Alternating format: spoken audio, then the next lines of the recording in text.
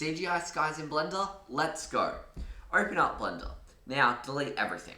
Open up a new shading workspace and change the mode from object to world. Delete the background node and add an emission texture.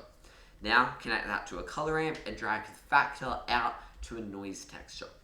Now, the way a color ramp works is it takes all of the values from our noise texture between 0 and 1 and says, in this range, have it be this color, and the rest of them be another color.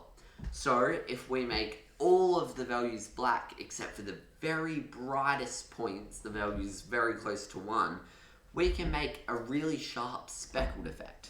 Turn up the scale and boom, we've got stars. This can already make a super simple night sky in Blender.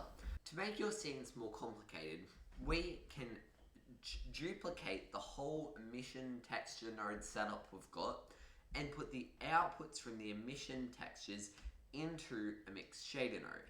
What I've done here is I've had my base stars be everywhere in the sky, but then had them mixed with even more stars for just specific sections of the sky. I did this by having the output of my first emission node going straight into the surface, and then having the output of that emission node and another emission node going into a mixed shader.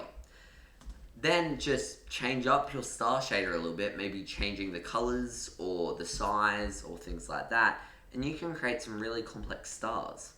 I decided to make some parts of the sky where there were more stars and some parts where there were less, just by using mixed shader nodes.